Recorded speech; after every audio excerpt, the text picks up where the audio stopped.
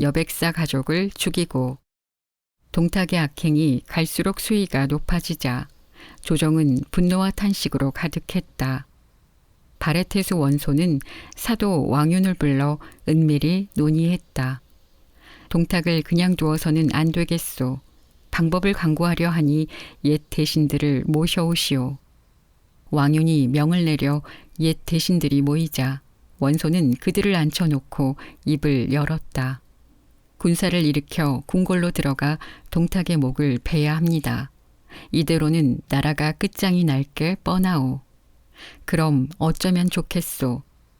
비밀스레 머리를 맞대고 원소와 대신들은 대책을 논의했다. 하지만 병권이 동탁에게 있으니 그들 수하의 병사는 얼마 되지 않았다.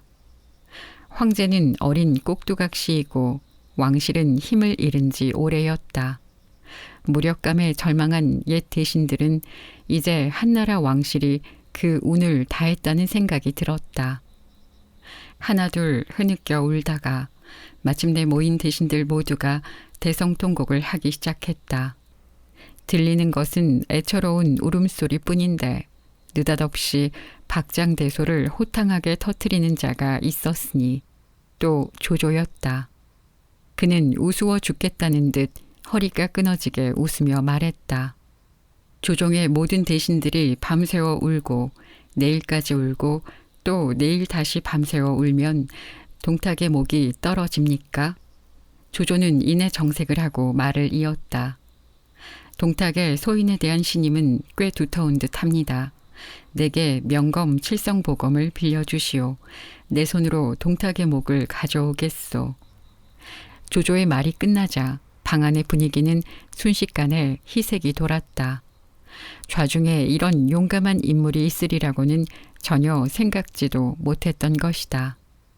그대가 황실의 법도를 세울 수만 있다면 얼마나 다행한 일이겠는가. 왕윤이 크게 기뻐하며 친히 조조에게 술을 따라 주었다. 조조는 술잔을 들며 동탁을 죽이겠다는 맹세를 거듭했다. 그리고는 칠성보검을 가지고 돌아갔다. 다음 날 조조는 동탁의 목을 칠 칠성보검을 차고는 동탁을 찾아갔다. 그들은 이미 만날 약속을 정해놓고 있었다. 조조가 고의로 약속보다 늦게 도착하자 동탁은 몹시 기분이 상했다. 대체 무슨 연유로 이렇게 늦게 왔는가? 조조가 허리를 굽히며 대꾸했다. 정말 죽을 죄를 지었사옵니다. 소인은 제상님을 빨리 뵙고 싶었으나 말이 제 길을 가지 아니하고 말을 듣지 않아 오는 길이 지체되었사옵니다. 본디 소인의 말이 종자가 좋지 못해 마땅치 않았는데 이런 죄까지 짓게 했으니 응당 없애려 생각하고 있사옵니다. 부디 용서해 주십시오. 조조가 사죄하자 이내 마음이 풀린 동탁은 여포에게 명하여 명마 한 필을 가져오게 했다. 여포가 밖으로 나가고 동탁이 혼자 남게 되자 조조는 곧 칼을 뽑으려 했다. 가만, 동탁의 솜씨도 예사롭지 않지. 순간 조조는 동탁의 엄청난 힘과 뛰어난 검수를 대적할 수 있을지 자신이 없어졌다. 조조는 동탁의 눈치를 보면서 슬그머니 칼집에서 손을 내렸다. 동탁은 체구가 워낙 거구여서 오랫동안 앉아있는 것을 힘겨워했다. 역시나 동탁은 얼마 되지 않아 침상으로 올라 몸을 눕히고는 옆으로 돌아 누웠다. 조조는 이 틈을 놓치지 않고 칼을 뽑았다. 기회다. 조조에게 이상한 낌새를 느끼던 동탁은 벽에 걸린 거울로 조조의 일거수일투족을 보고 있었다. 그는 갑자기 돌아 누우며 칼을 뽑아든 조조를 정면으로 바라보았다. 영민하고 교활한 조조는 순간적인 기지를 발휘해 자연스레 동탁 앞에 무릎을 꿇고는 공손하게 두 손으로 칼을 받들며 말했다. 소인의 마음입니다. 부디 칠성보검을 바치니 거두어 주십시오. 절체절명의 위기를 간신히 모면한 조조는 동탁이 자신을 의심하고 있음을 깨닫고는 말을 시험한다는 구실을 대고 밖으로 나가 여포에게 말고삐를 받아들었다. 훌쩍 말등에 올라탄 조조는 전속력으로 날듯이 도망쳐 동남쪽으로 내달렸다. 거기 멈춰라. 동탁의 병졸들이 그를 뒤쫓았지만 목숨을 걸고 도주하는 조조를 잡을 수는 없었다. 동탁은 조조가 자신을 암살하려던 음모를 알고 당장 명을 내렸다. 조조의 얼굴을 그려서 고을마다 방을 붙여라. 조조를 잡아들이는 자에게 큰 상을 내리겠다. 조조는 동탁의 추적을 피해 도주하는 도중 모현에서 지키고 있던 군사들에게 잡히고 말았다. 사병들은 조조를 결박해 현령 진궁 앞으로 끌고 왔다. 진궁은 옛날부터 조조의 지모와 재능을 흠모해 왔기에 손수 내려와 조조의 포박을 풀어주었다. 이내 상석에 조조를 앉힌 진궁은 큰 절을 올리며 자신의 총위를 받아줄 것을 청했다. 저를 거두어 주십시오. 끝내 관직을 버린 진궁은 조조를 모시고 도주길에 동행했다. 둘은 조조의 부친과 의형제를 맺은 여백사의 집에 몸을 기탁했다. 여백사는 조조를 몹시 반기며 안으로 들였다. 마음 놓고 묵어가게. 대접할 것이 없으니 나는 술이라도 한 병 사러 가겠네.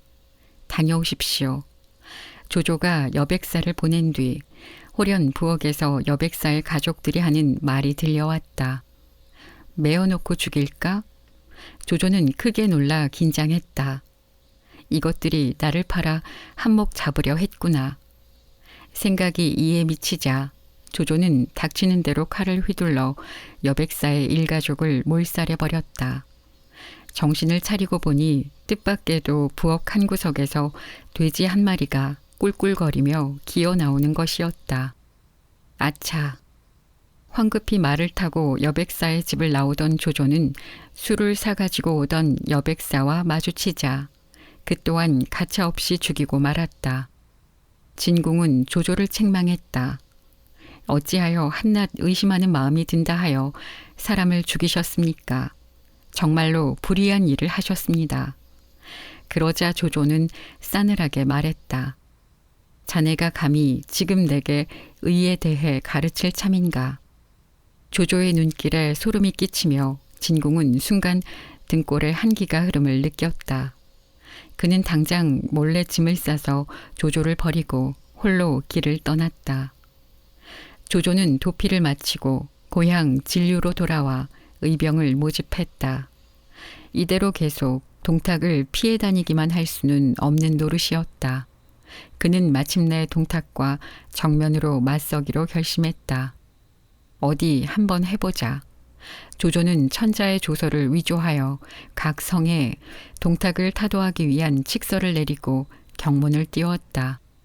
나라를 바로 잡겠다고 자원하는 의병들이 벌떼처럼 몰려드니 진을 치고 늘어선 대열이 200리 밖까지 이어졌다.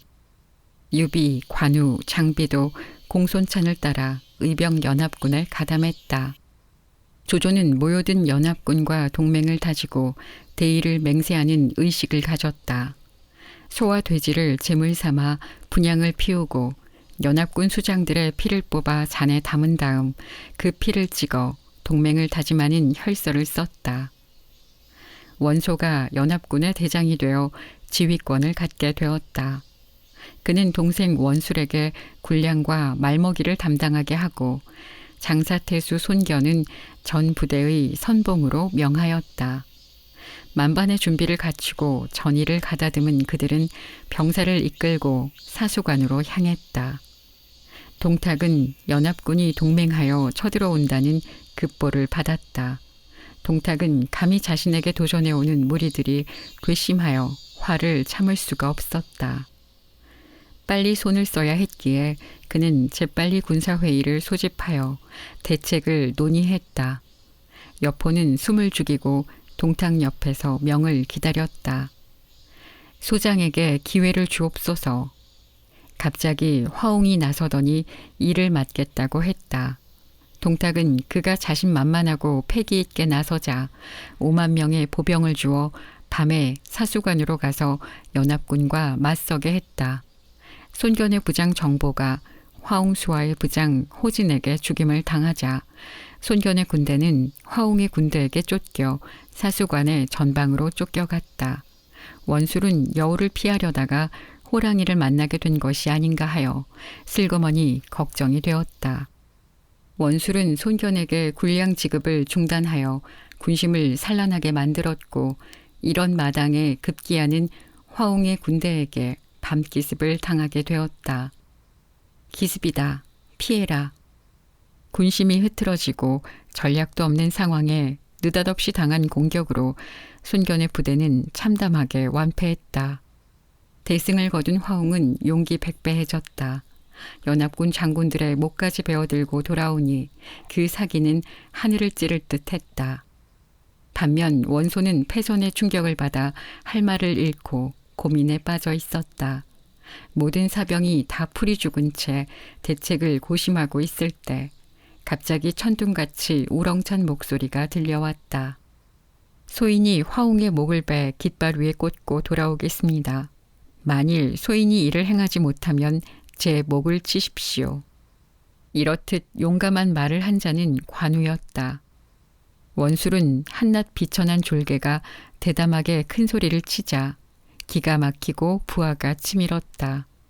그러나 연합군의 사기가 바닥을 치는 마당에 분통이 터진다고 성과를 부릴 수도 없는 노릇이었다. 잠시 침묵이 흘렀다. 이때 조조가 관우를 독려했다. 좋은 생각이요. 관훈장을 믿고 보냅시다. 그리고는 관우에게 지극히 공손한 태도로 뜨거운 술을 따라 주었다. 술잔을 받으며 관우는 호기 있게 말했다. 고맙소. 이 술은 임무를 마치고 돌아와 마시겠소. 잠시 술잔을 내려놓지요. 관우는 나는 듯이 가볍게 말 위로 올라탔다. 이랴하. 말을 몰고 달려나간 관우는 얼마 지나지 않아 바람처럼 돌아와 목 하나를 바닥에 팽개쳤다. 과연 화웅의 수급이었다. 술잔 속 술의 뜨거운 기운이 아직 식지 않았으니 정말 순식간에 일어난 일이었다. 오, 이런 일이. 모두들 놀라 입을 벌리고 할 말을 잃고 있었다. 그러나 이어 관우에게 경탄의 눈길과 찬사가 쏟아졌다.